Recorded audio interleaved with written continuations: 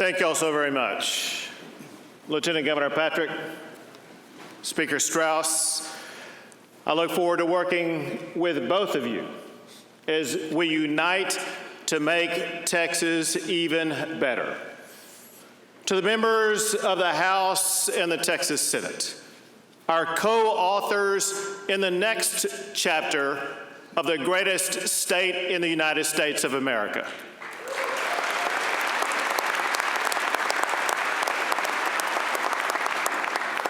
To the members of the Texas judiciary with whom I once served, to our fellow statewide officers, to our special guests, including my nominee to be the next Secretary of State for the state of Texas, Carlos Cascos.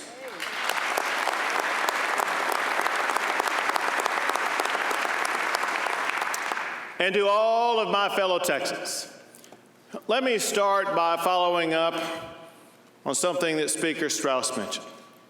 Let me start by recognizing someone who represents the richness of our heritage, the strength of our values, and the promise that is Texas, the first Hispanic First Lady in the history of this state, my wonderful wife, Cecilia.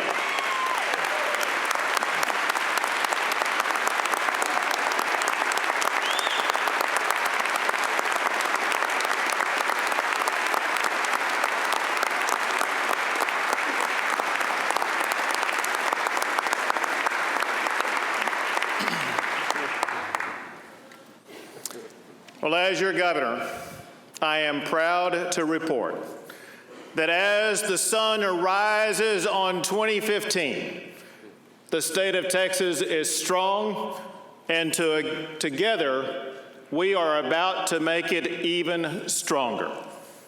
We are at the pinnacle of America's economy. Texas has been #1 in the nation for creating jobs for so long, it's hard to keep count. But this last year in 2014, we literally outdid ourselves. Last year, Texas created more jobs than in any other year in the history of this great state.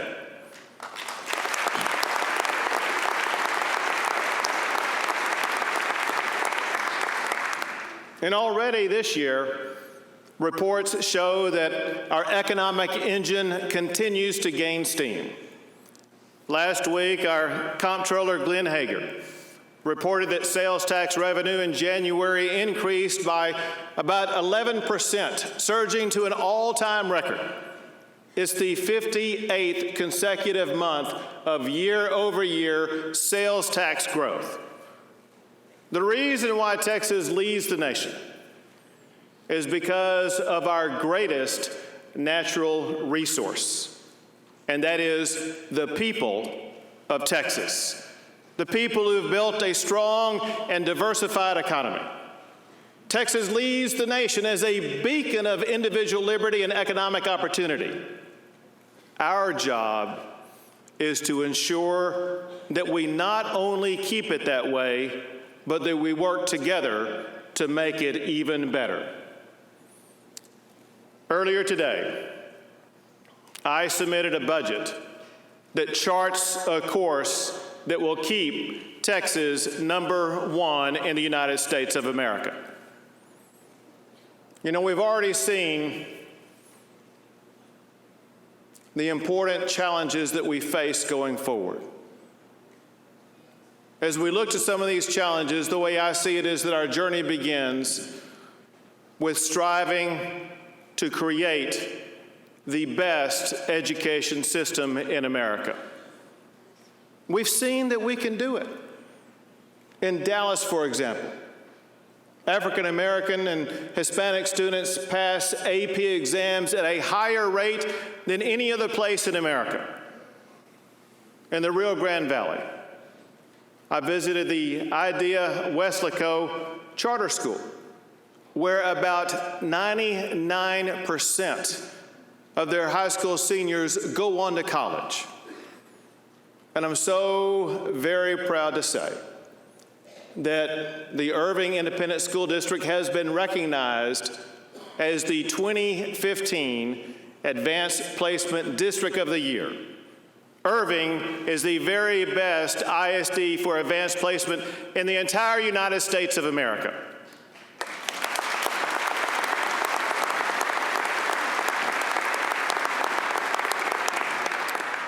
The leader of the Irving ISD is Superintendent Dr. Jose Parra, and he is with us today, and I would like to say congratulations to Dr. Parra on his great leadership of Irving ISD.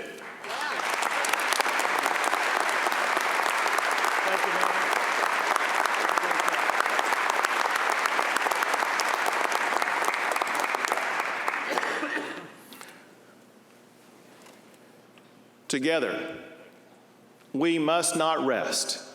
We must not relent until we replicate successes like this across the entire state. We can be number one in education if we apply the very same tenacity and commitment to education as we have to job creation.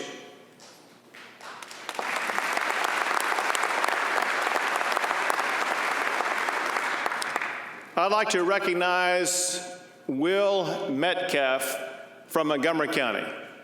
Will, where are you?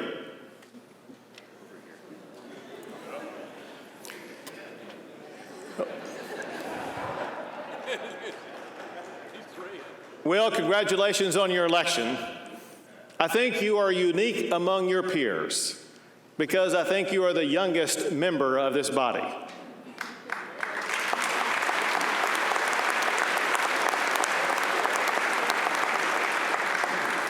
He was born in 1984. And here's the point, though. For his entire life, the state of Texas has been mired in litigation about school funding. Well, members, whether this is your first session or whether you're Tom Craddock, who, by the way, cannot be with us, and our prayers are with him as he continues to recover. But regardless of how long you've served, I think we can all agree it is time to put school finance litigation behind us.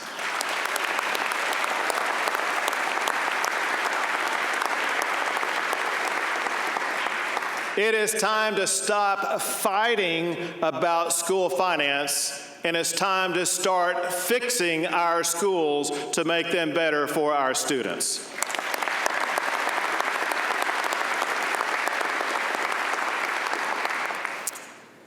To improve our schools, we must begin by building a strong foundation from the very beginning.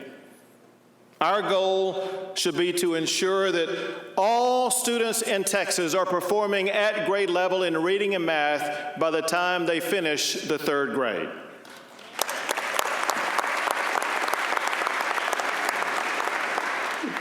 To begin that process, my budget provides additional funding for schools that adopt high-quality pre-K programs in the state of Texas.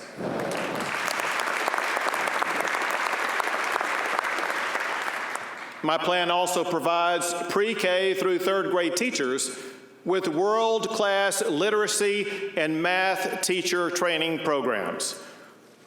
I want to thank Senator Judith Zaffirini, Senator Donna Campbell, and Representatives Dan Huberty, Helen Giddings, and Joe Desautels for carrying my pre-K legislation to improve early education.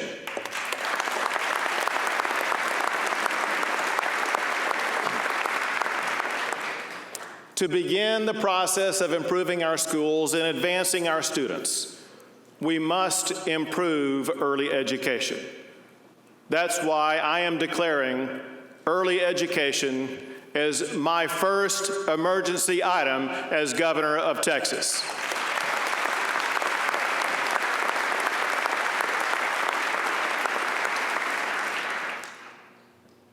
Now, another essential ingredient to better schools is ensuring that we have the best teachers in our classrooms. In part, that means saying no to Common Core in classrooms in Texas.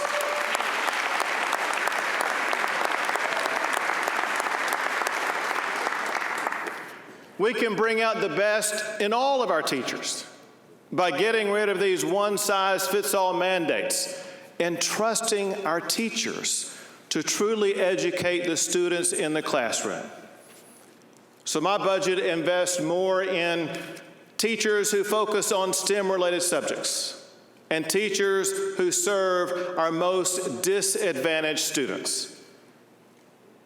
And we must also return genuine local control to the school districts in Texas.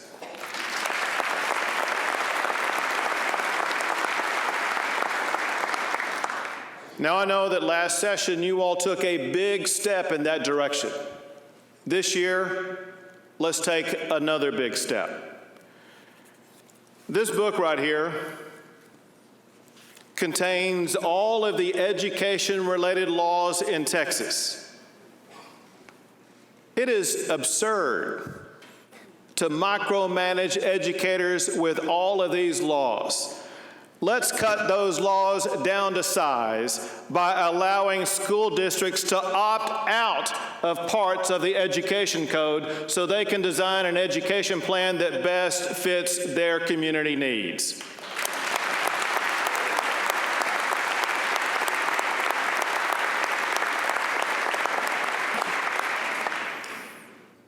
Local control, however, doesn't end at the school district level. Real local control rests with parents. Parental involvement is critical to student advancement. The ultimate parental involvement is giving parents more choices in their children's education.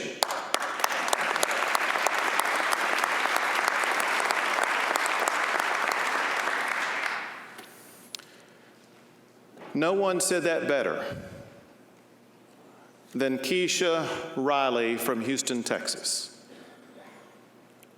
She tearfully pleaded for the opportunity to send her young daughter to a better school. Keisha said, and I want to quote her, "Having a school in my area that doesn't fit my needs is frustrating. It makes me feel helpless because I want her to be in a good school and I want her to get a good education so that she doesn't have to struggle like I have." As Keisha spoke, her little girl reached up and literally wiped away a tear that was streaming down her mother's cheek. This story forces us to look into the eye of Keisha and ask ourselves, are we working for her and her daughter, or are we working for the status quo in the state of Texas?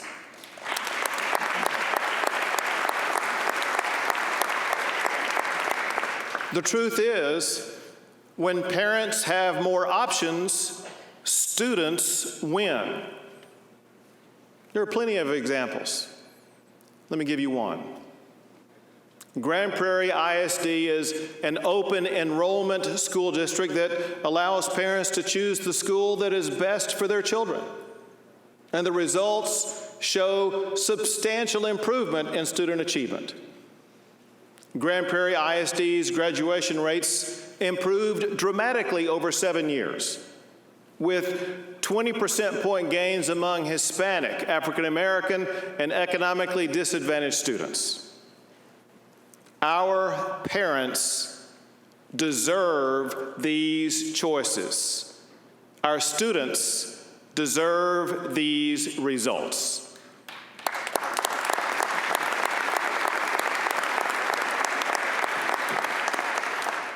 Now, we also want to see more of our high school graduates go on to college. To assist that goal, we must make college more affordable and more accessible. We must restrain the spiraling costs of higher education so more Texans can reap the rewards that come from going to college. Just like with primary and secondary education, higher education does not work in a one-size-fits-all approach. Different students have different needs, and our employers are demanding that we better prepare our students for the real-life workforce needs. For many, a two-year degree is far more than just a piece of paper. It is a key that opens the door to economic freedom. As just one recent example, a young man named Justin Friend attended Texas State Technical College in Waco and received a two-year certificate in welding. In 2013, in his first full year on the job, this young man made about $130,000. Last year, in his second year, he made about $140,000. So I'm thinking, if this governor thing doesn't work out, I'm going to TSTC and getting myself a welding certificate.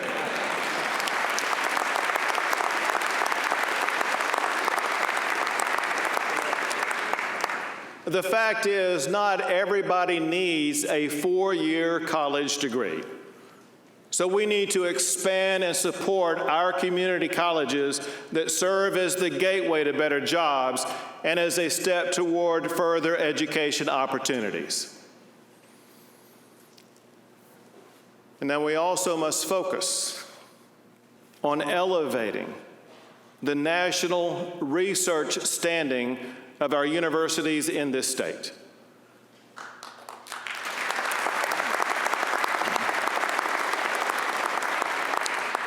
The budget that I submitted today jumpstarts the process of elevating Texas higher education into the highest echelons in America by committing $500 million to enhance research programs and attract nationally recognized researchers and Nobel laureates to Texas universities.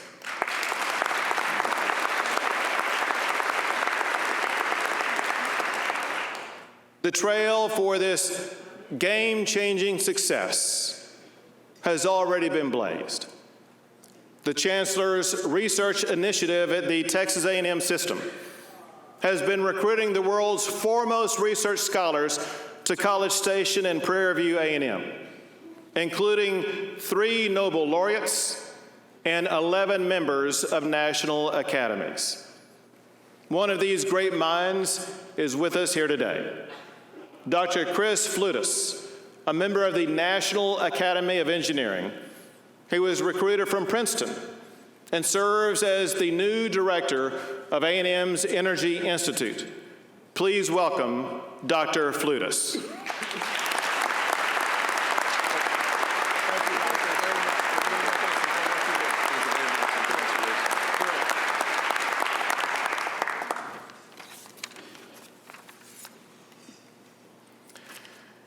Because of the vital role that higher education plays in transforming our state, I'm declaring higher education research initiatives my second emergency item.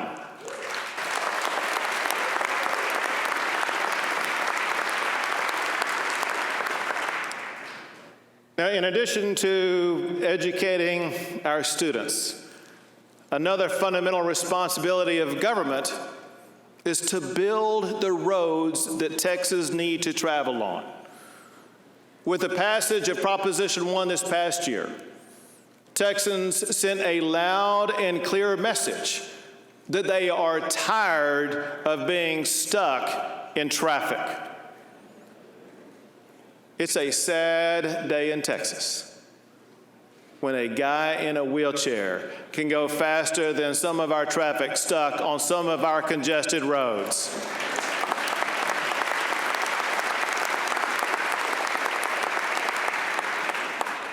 My budget adds more than $4 billion a year to build more roads in Texas without raising a single penny in taxes, fees, tolls, or debt.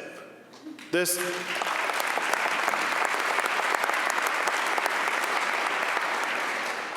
funding comes from three places.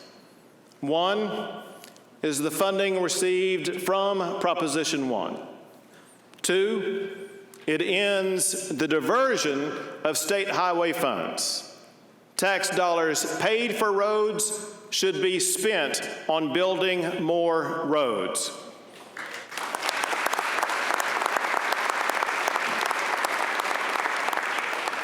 Third is that my plan constitutionally dedicates half of the existing motor vehicle sales tax to fund roads.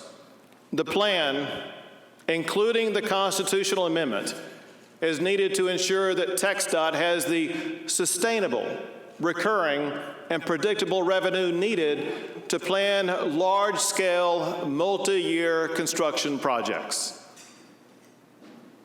Now, regardless of the priorities that we have in the Capitol this year, the voters made unequivocally clear their priority.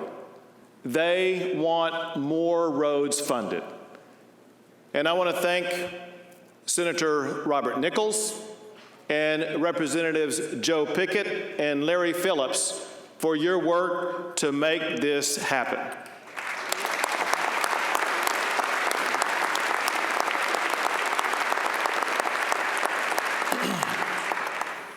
Because this funding is so essential to the people of Texas, I am declaring transportation as my third emergency item.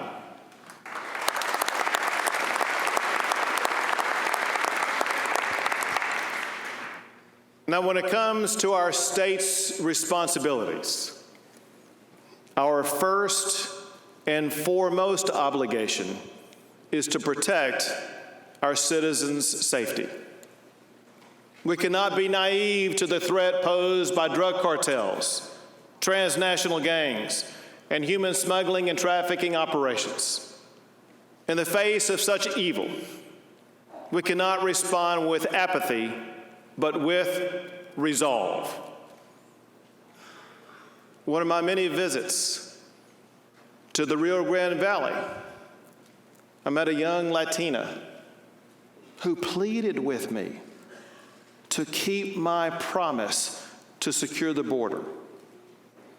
She told me a story about her younger brother being involved in a pickup soccer game where the kids were choosing up teams.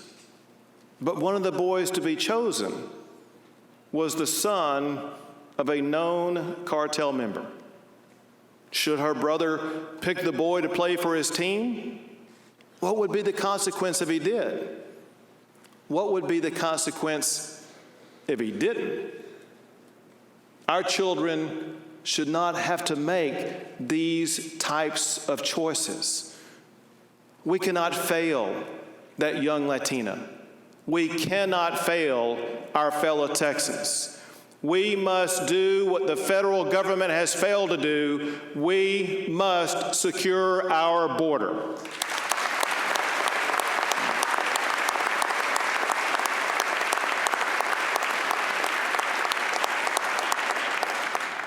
The first step in securing our border is enforcing the rule of law. Along those lines, the very last lawsuit that I filed as Attorney General was a lawsuit to stop President Obama's lawless executive action.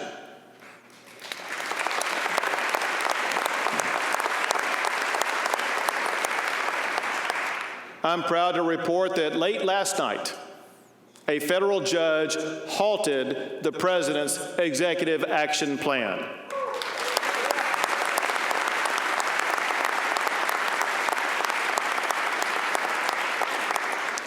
In Texas, we will not sit idly by while the president ignores the law and fails to secure the border.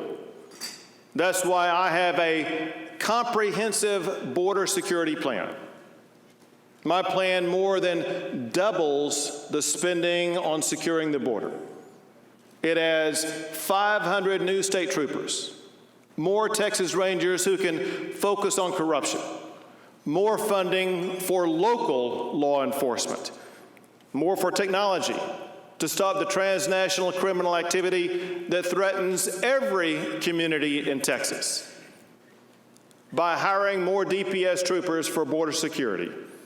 It allows officers displaced from places like Longview and Lubbock and from around the state to return to their own communities to keep them safe. It also expands the anti-gang efforts across the state, helping us to disrupt gangs in places like Houston and Dallas, San Antonio, and right here in Austin. This legislation is essential, which is why I'm declaring border security funding as my fourth emergency item.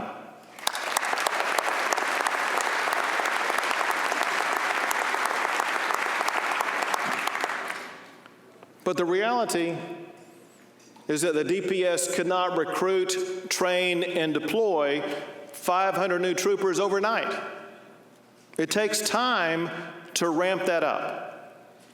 That's why this morning, before our gathering here, I met with the commanding general of the Texas National Guard and the director of the Texas Department of Public Safety, and I ordered them, as your commander-in-chief, to remain deployed on the border until my border security plan is implemented.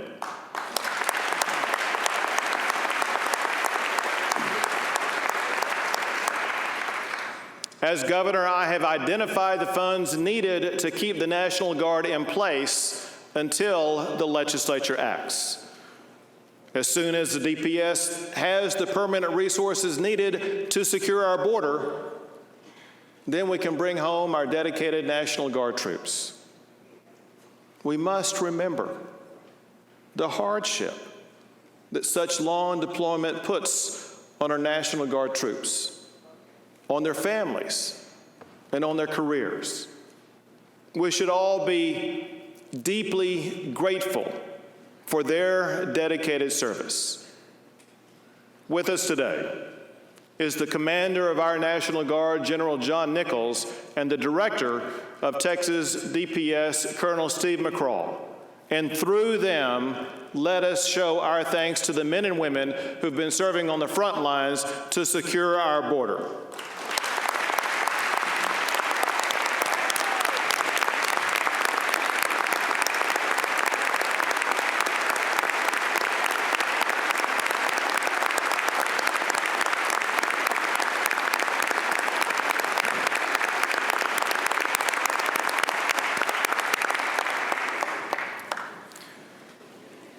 The National Guard is part of the larger forces that secure our safety and protect our freedom.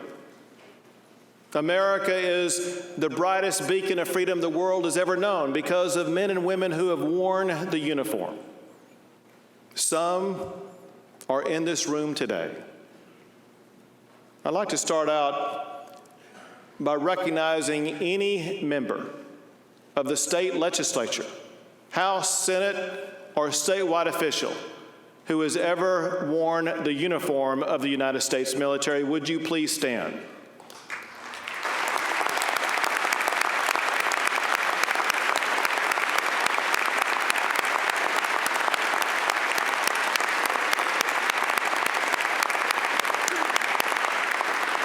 And any others? Is there anybody else in this chamber today who's ever worn the uniform of the United States military? Let us thank you too.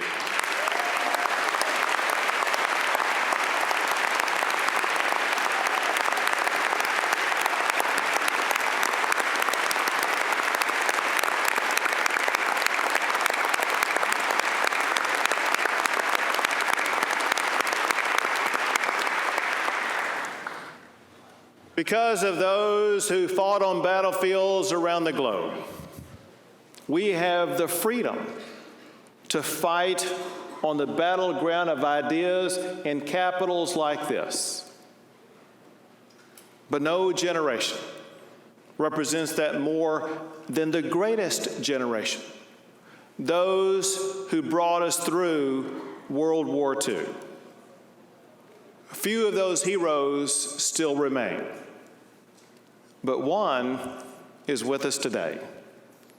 I'd like to recognize a very special guest who is now 108 years young, our nation's oldest World War II veteran. Ladies and gentlemen, a great Texan, Mr. Richard Overton.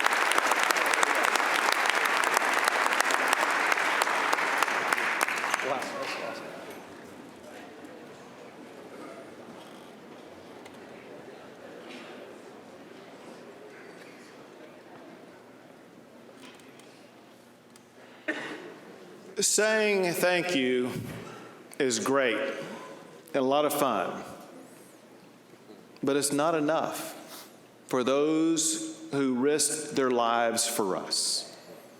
We must do more to help our veterans return to civilian life. You know, it's amazing when you think about it that Texas leads the nation in job creation, and yet the unemployment rate for our veterans remains startlingly high. That is unacceptable. That's why my budget exempts new businesses formed by veterans from having to pay state registration fees to open new businesses in Texas.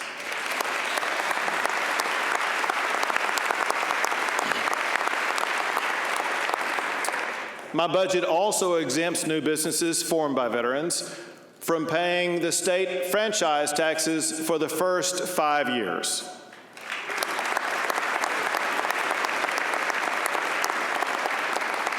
And I'm calling for legislation to waive licensing exams and fees for veterans with the required education, training, and practical experience that they gained in the military.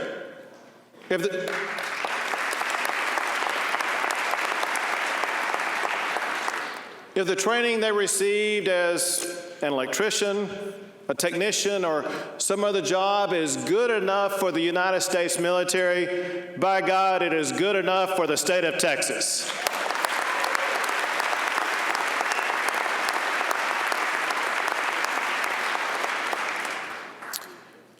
We must also do more for our veterans who return broken from battle.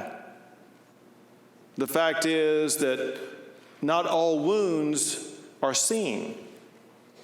My budget includes funding to provide mental health screenings to veterans and service members to help them deal with some of their deepest wounds.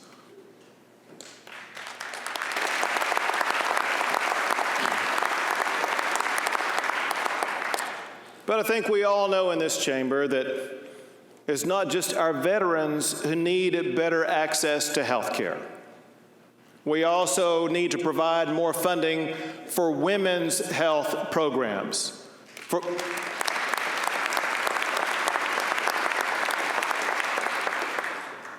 For more access to care like cancer screenings and checkups, my budget provides that additional funding. My budget also increases funding for the treatment of postpartum depression.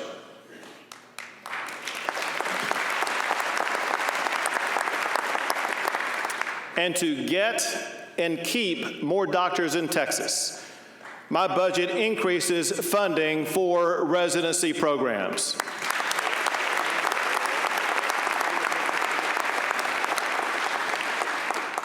And to help people with disabilities and our seniors, my budget adds more for funding for in-home care attendance.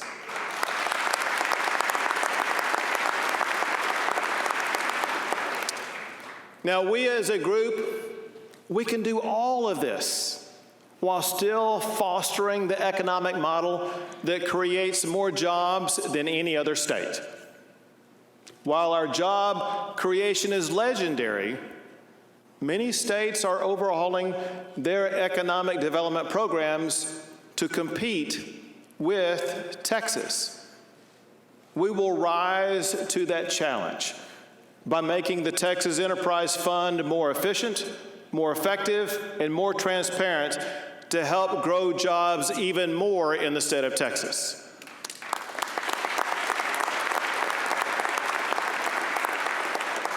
If a business receives a grant from the Texas Enterprise Fund, taxpayers must know that that decision was based only on the merit of the business.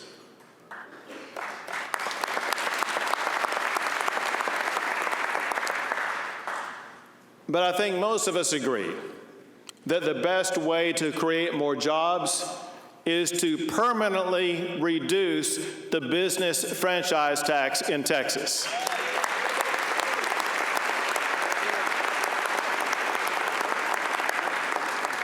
I will reject any budget that does not include genuine tax relief for Texas employers and job creators. And I will also insist on property tax reduction for Texans.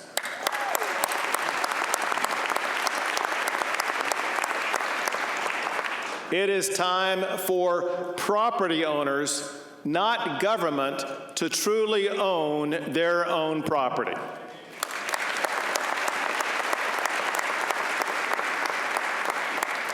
My plan calls for a $2 billion reduction in the business franchise tax and a $2.2 billion reduction in the property tax burden. And importantly, Donna Howard, my budget includes an appropriation that makes school districts whole for any tax revenue they may lose.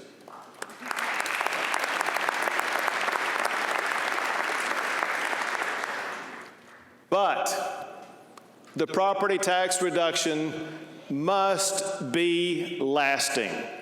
We cannot allow it to evaporate with rising property valuations.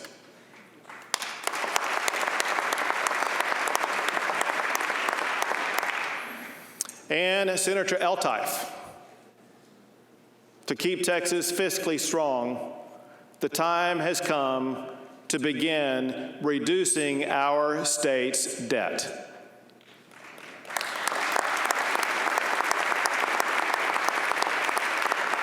Debt today becomes taxes tomorrow. Debt service unnecessarily burdens our state's budget, and it limits the economic freedom of future generations. We must begin the process now to create a structure to pay down our state's debt. Now, to keep Texas the premier model for opportunity, we must also constrain the size of government and maximize the liberty of individuals. To protect taxpayers from government growing too big, the time has come for a constitutional amendment that limits the growth of the state budget to population growth plus inflation.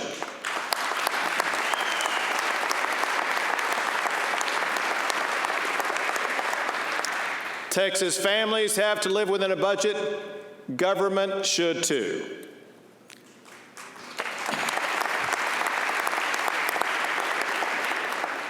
Now, many of us in this room, including myself, have ridiculed states like California and Illinois as bastions of failed big government. You'll probably be as surprised as I was to learn that Texas has more full-time state employees per capita than California and Illinois. That was shocking, and I think it must be changed. That's why my budget requires most state agencies to reduce general revenue spending by at least 3%.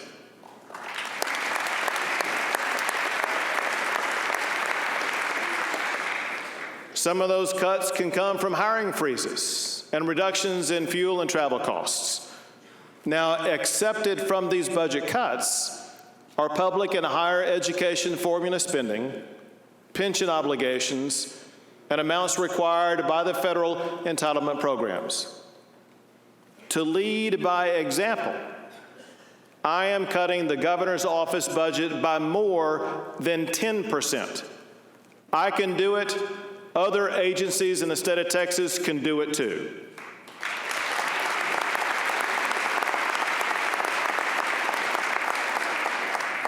The more that we restrain the growth of government, the more we empower hard-working Texans.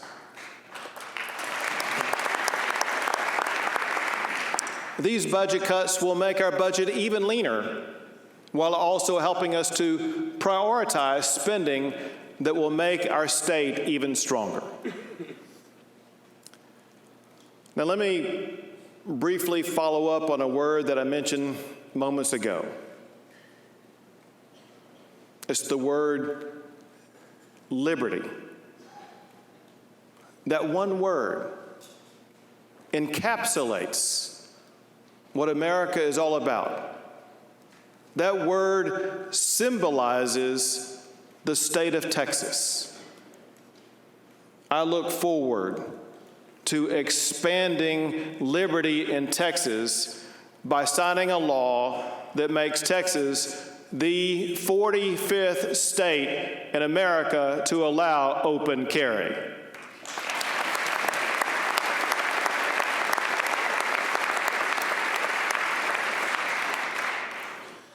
I want to mention one last topic. Let's dedicate this session to ethics reform.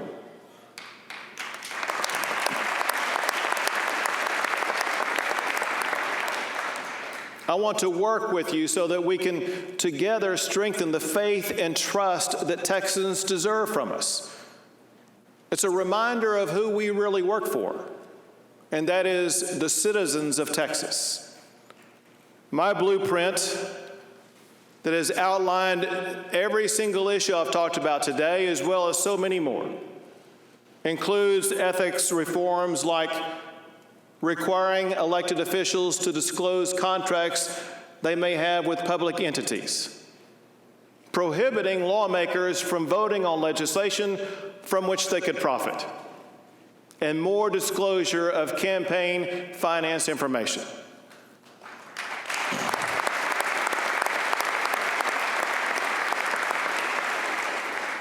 I want to thank Senator Van Taylor and Representative Charlie Guerin for spearheading the effort to pass my blueprint ethics reforms.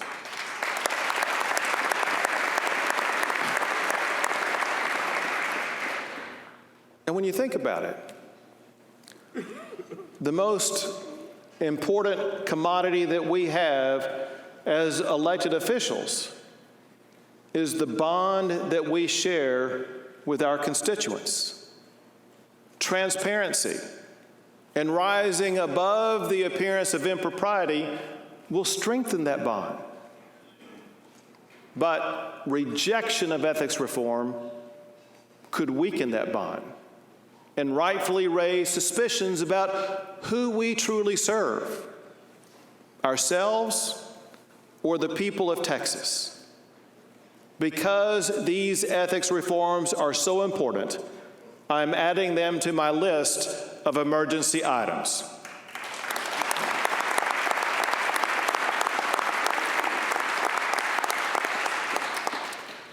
Let me just conclude by saying this. I know that there are many people in this room who have heard me say before that our lives are not measured by the ways in which we are challenged. Instead, we get to determine our lives by the way that we respond to the challenges we face. That principle applies to all of us in this room here today.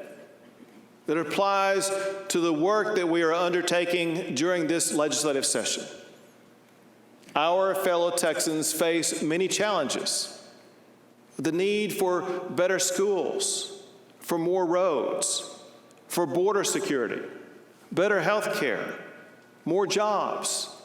They want more liberty and less government, and they deserve ethics reforms. We cannot let their future be defined by these challenges.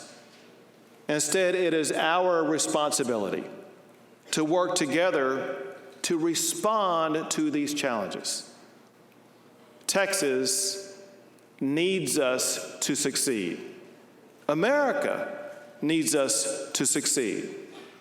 Working together, we will succeed, and we will keep Texas the beacon state in the United States of America.